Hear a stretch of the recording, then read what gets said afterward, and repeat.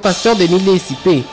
Bah propos me soit comment tenir. Et ça va propos moi oh ça il y a ma bé ma casse pour na ba via bateau. Donc tant on mambalo ba pour na Marie Misambu mais ana ba preuve té. Tala mambalo ba pour na Mike Kalambai mais ana ba preuve té. Tala mambalo ba pour na bateau belé oh ya lo ba wana. Mais il n'a pas de preuve.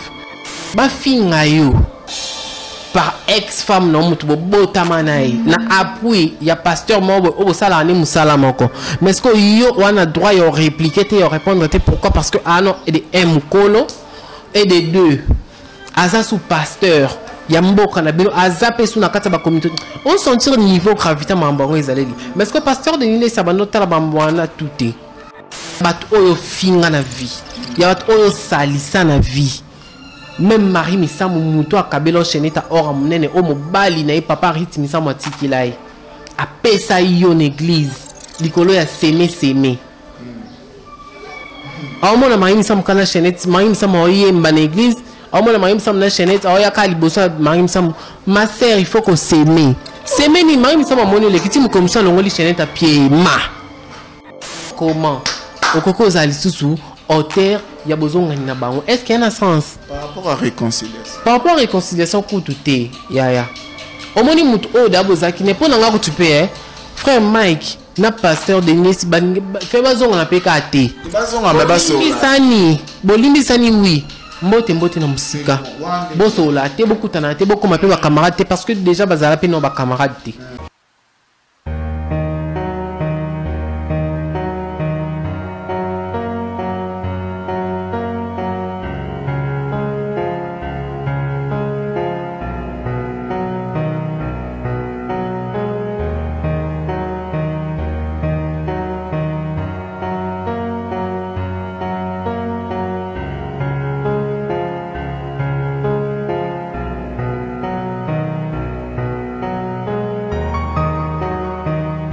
Voilà, bonjour, Balandi tout ya Congo Source Télévision, Babi Boss Jires Mboni depuis 001. Bambo tenu siko zali, lelo lisuto ye mambo zali, to moni réconciliation pasteur Denis Lessina, pasteur Mike Kalambai.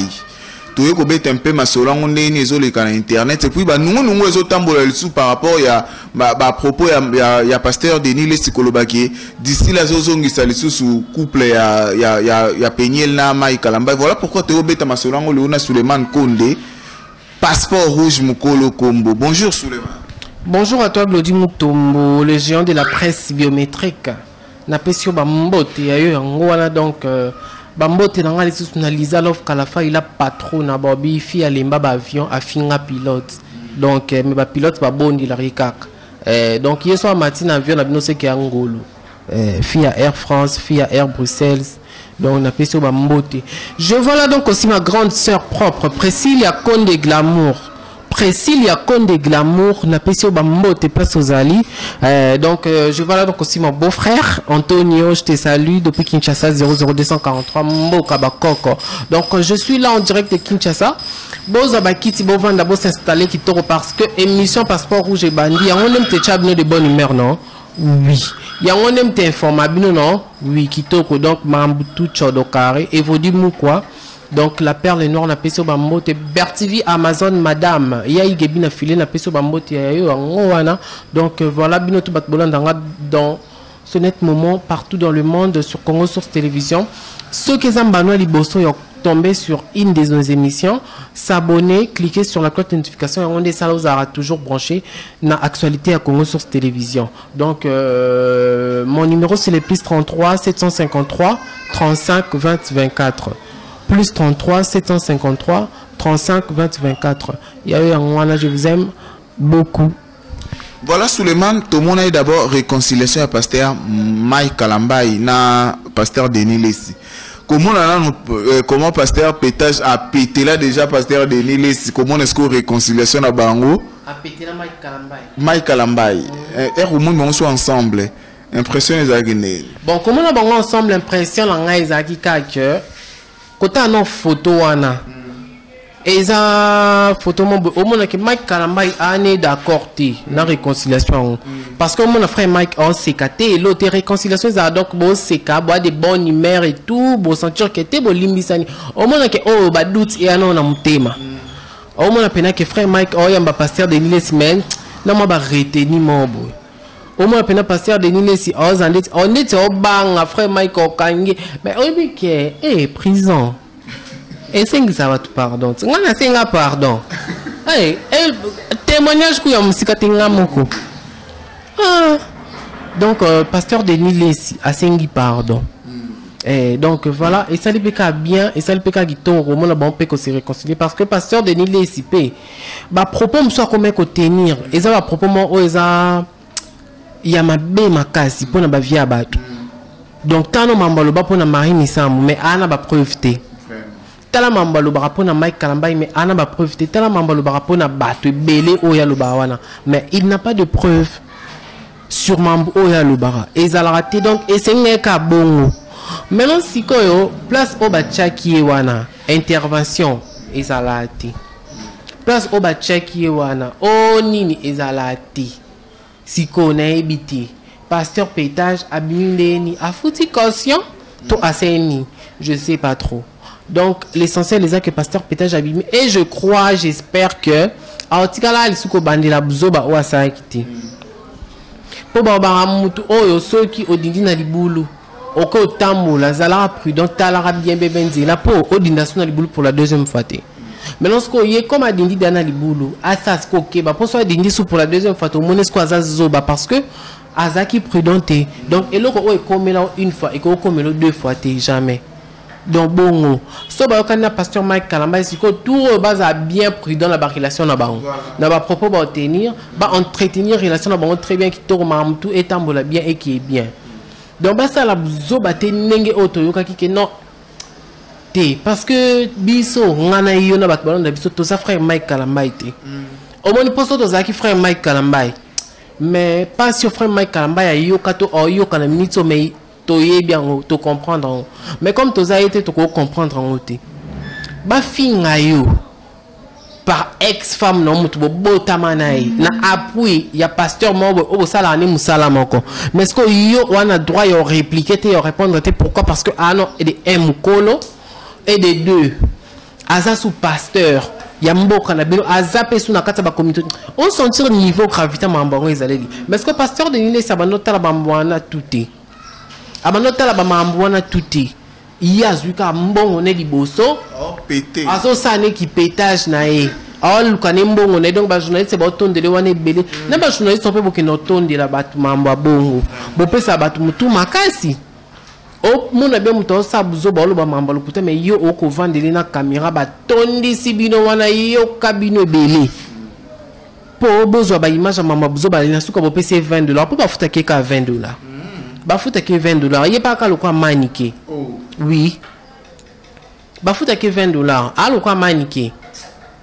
Bozu na suka bopesi $20 po bozo ba image. Ngande na bo batu ba finga nga o passeport rouge na sala be mission ni wana bafuta na bango eka ba $20 na be mission. Mais nga na sala émission pour na $20 te. Nga na sala émission pour na $20 te. Donc bateau ba ebi ba ebi. Bateau bafuta nga ba ebi. Donc il ne faut pas que le bamam na lo yenge ermako wana ki parenthèse. Donc so ba se réconcilier, c'est une bonne chose mais ba ça on ce qu'on ndenga solo. Toyo ka solo bité ko makeno oh pasteur Mike Kalobebe, pasteur Denis Kalobebe. O pasteur Denis comme to olo ba makam. Po ça bande pe. Le logo mona pasteur Denis ko maloba ba proposer so tena pona batu. Na télévision et tout le monde a taqué une fois na photo ya fiançailles na tout le monde a retombé tout le monde a retombé ya pasteur Denis le c'était babimisi ba photo na ye o aloba ki ndeko na biso moko mtatinda batu babimisa yango na internet réaction à pasteur Denis le sina de ba portant de koana era plainte et ça la rondingini parce que yé pas loba maloba mabe pour na ba nga siko esalenga pasi pourquoi parce que un musala auto sala isa musala yo bimisa vérité Bobby YouTube eza la vérité rien que la vérité mais lorsque yo eroloba mamba batu au lobby que non mambo yo zo baneza vérité mais eza le couteau donc le couteau sont changeant comme ça en vérité excuse si ko yo so ba yo loba vérité mamna yo siko vérité pas ya vérité o kan sam tout point po yo loba makamba batu mutu na tikalo kan sote parce que c'est rien non mutu tikalo ko kan c'était yo le ba mamba mutu na tikala okangisa te. Maintenant au moins ce qu'on a YouTube en il faut qu'on y eba o lo ba mamba bato loba ya mutu oyo aloba rapide ya mamba bato po soke komi na okangisa o lo bana yo peno zawana wana ba plainte non quelque part yo pendo zawana wana mambu non quelque part omoni mais soke za mutu o lo bani mamba bato ne pasteur de Lesi okokangisa mutu te okokangisa no mutu te parce que yo finga no bato makasi ozano na ba plainte par-ci par-là songolo pakala ya bato oyo finga na vie ya bato oyo salisa na vie même Marie misamu mutu akabelo cheneta ora munene o mobali na ye papa riti misamu atikila ye apesa yo na église likolo ya seme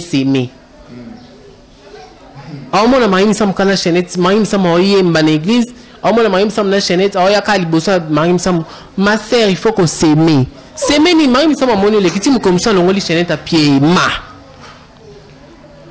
c'est quand il m'a maillé bisolana omoni donc il ne faut pas que le bamambu moboé aux gens ont ébiqueté oh un an le kuta mais aux gens ont la son combo vérité il faut pas que ça la bon donc voilà il y a un droit au kangisam touté donc il y a vraiment soni pesa mawa mais je crois déjà retirer plainte wana parce que erazaki na kin awa pour se plainte ezalaki mais balinge bakanga era na Kinshasa donc voilà lelo Suleiman tomoni 42 tolo ba awakis pasteur Denis Lesi na ko bimana makambo ko banda lelo tozo ka ba rumeur oyo ezotambola ke balingi bazongisa pasteur Mike Kalambai na Peniel tango yoka ki to talaki na émission ana esa ki ondenge ni par rapport à makambo tundenge leki na internet bazongisa mondeni bolingo couple ezozonga te moi sina mobile bazozongisa libala yango skoyo na tuna nano bolingo ngobino bokomisa ndetini bolingo kala libala donc bozi bolingo bokomisa ndeti TV bolingi ozu au fini buta power epeli au fini susu ebomami donc yo lingi ozongisi yango pe yo lingi okaboli obomi opandi parce que kota bien pasteur wana ye morazakino parmi bato baza principal ya bokabwani pe ya bondongwani ya Mike na mwasi ne Peniel mais lorsque yom tozaki principal pour bango bakabwana pour bango bazala souté ensemble ba se séparer définitivement mais lorsque comment okoko zali susu auteur ya bozonga na bango est-ce qu'il y a un sens par rapport à réconciliation kututé ya omoni mutu o da bozaki ne pona nga kutupe frère Mike na pasteur Denis balinge fait bazonga na peka te bazonga ba baso bolimbisani oui mbote na musika boso la te beaucoup tana te beaucoup ma pe ba camarade parce que déjà bazala pe no ba camarade te atana vini bazala pe da ba camarade note omoni basa ngobongo parce que moi so da boboyana o déjà sali o ba mamba bongo atali kutu te ke no bobota na ibana atali kutu te ke no so nini mais asalo mamba bongo talas ko so bozonga ni osalo ni babi muto da bokabana so ko monu kabozonga na seke abosa ne ko salo eloko oni ngasko sala ngosko ya bien ya kitoko makasi on comprend lelo Suleiman libalo ba olinga bazonga so bobi batu na lelo presse par rapport à maramne so presse et loba pona Peniel est-ce que vous allez sous d'accord to op Peniel à loba pona presse na mobali ex papa ceux qui papa banana vous allez d'accord donc oh et ça ninga bien tes andengo lobi que non pasteur Denis saninga zongi ça ana pouvoir wanate par rapport à réconciliation comment on a bien na pasteur ceux qui a ninga zongi ça mabala ya ye moko o ekufa na ba makangu na eli banda azongi sa ba relation na bango aluka asenga bato o ya finga ba pardon ya kozong sa libala Mike na Peniel te ata mambo Patrick Igor sepela na ote fifi si wa sepela na ote ya kozong sa libala pasteur Mike na Peniel te parce que non au moni pendo lobi ke non so batuni biso presse to ndima to boya ata to ndimi ata to boy soki oyo ya posa mutema na bango bon sala ngo bino pe presse bo ba bomi maba na bango ezali bazonga na bozonga na glodi bo ma bomi maba biso to ma bomi mabala te biso to yaki juste koloba mambo o déjà ezaki o salama mutu wa yela biso matière et Peniel dernièrement à frère Mike yemo kwa yo baxela biso sous matière Yemora comme chroniqueur à Sali Live. Yo, on s'accana YouTube. YouTube a un pouvoir, mon et comme ça va passer à chroniqueur. Oh, n'importe quoi. YouTube a un pouvoir. Faut que Kalamba yema comme pasteur, a comme chroniqueur, à Sali Live, à la Karim compte, à démarrer. Oh. Matière déjà pessimisme sous matière. Mais lorsque mamba bon, bisoto lo baté. Donc bisoto me to panza li bana mo bango mo nem to ba mi panza. Peñel yemono aya a exposer li bala nei. Yo quand il rythme ça mundaza na kata li bana na manix amona ba pasité. Amona ba boalete. Quand les manix a garçon ba boa kana banze mo bon garçon de disque fait rigola embelenze mo bimbe ba leti suka boa ka manix chimpuki. Yo quand c'est rythme ça maman a boalete amona kama bomba parce que une sage femme bâtit sa maison. Mais exacte pe le quoi ba lo babongo mi bali. Bonyo la basse na bino na banda couper bongoté. Omoni. Donc voilà. Mais rythme ça quand même on s'en bien malgré âge nae, malgré nyon surtout à la qui c'est pena que te Marie me semble pena bota mona pas beaucoup la mona na kitoko. C'était une parenthèse. Mais lorsque pour na mamba penyel na mai ki pour na ngape nako bazonga la bango te frère Mike Kalambai oza mutali bosote oyo obala mo simsu ba passer kutu bo divorcer bo bala basi misusu et bon ka ya baza bongo penyel penda zana atula te akina ba concert a Fabu Gaz okuta na kana mobali o lokota o bali kana lulenga zali. Donc voilà. Lelo Suleiman to mona mambolo ba mambo libala mais par rapport pe côté ba ngambo ya batu o bazaki ko déclencher guerre entre Zawadi na Penyel lelo to moni ba extrait à film ezoleka ya ndeko na biso Mike la Duchesse asali ya titre Zawadi o to moni ba participer na kati lokwa ba de mère ya ndeko na biso ya chroniqueuse bangones ba na kati puis to moni pe mutu mo azo jouer rôle ya Penyel na kati par rapport wana ezana nukutu extrait à film na nu film non jouer rôle à Penyel moi si moi ya maboki comme bonene comment les ara Naomi ça pas président Caleb Naomi Ngolé là voilà d'accord a jouer à Kitoko Penyel à ça là Kitoko donc au moins est-ce que ba mambo wana nyo surtout batika parce que non na lobité que non batika jouer parce que bon baba acteur ba bengsi bon juste donc muto zo ki idée wana na bi déjà que non ani na ba rando na pasteur Mike ana ba rando na Ans Luzolo parce que Ans Luzolo et ça lui paye que non tara mambo oyo et côté tellement qu'il ndoki que même na ba meilleur ami bakabwani Mike na la Duchesse to yebe bon ba meilleur ami makasi linza kana musapi mais lelo baza souté bakabwani. Donc mambo vraiment et comme na ba niveau mo ezu en plaire mon boy ya ndenga kindoki la Duchesse a sali pièce awa Zawadi Ans Luzolo osala nzembo kuna Vaseline nambuta likaso. Donc et comme on dirait piken risi na Ukraine ko a bokoti bo bombarder baninga kuna bokoti bo bombarder alors que ne bo sala bon exacte que non bo boma batu o bino bo sala mambona ezande que non bo boma ba ministère na bango bo boma misala na bango pe ndeti na kaya pasteur Mike ana bana botala ta bana na wana batanga ka bakenda ba école bana msupe batala rapé ba internet oh non ton papa comme ça donc et bano gêner bango donc stigmatisation dans la société na kata ba école ezala mabe donc bana boko ma frustré bana boko ma la bébé na mutu bana bazana mikie botika ko sala bon parce que na bino pe nyo surtout batu bosa bongo et na mutu moko pété oyo o bala Mike Kalamba ya zati o bala ne pe bino pété likono on bozo na bino ka mbongo ba enveloppe kitoko mais libala bozwati omoni Moïse Mbiye pe yekuta lobaki ata botondi si stade batu bobeta maboko boyemba bala o bala te sono nzamba ebiseti donc botika na bino samsala mpunda ko bayaya bozana bino bien bozana bino pio makambu tu kari bosama na bino bosamsa na bino kitoko parce que vient ki mukala ya pasi so za mukala mutu yeso kaswani na mutu na yo poko menema mutu wana ata yo lingano mutu wana ozaka oblige ko menemi na po ya swani donc omukala ne wana shwati yeso ayoka na mutu yo pe fo yoka ata olinga kiti o solise poni omukala mutu wana donc botika vient ki mukala donc na lobi na pe na mutu te batu oyo ba propos na ngezi leze bango na kati émission oh balimbisa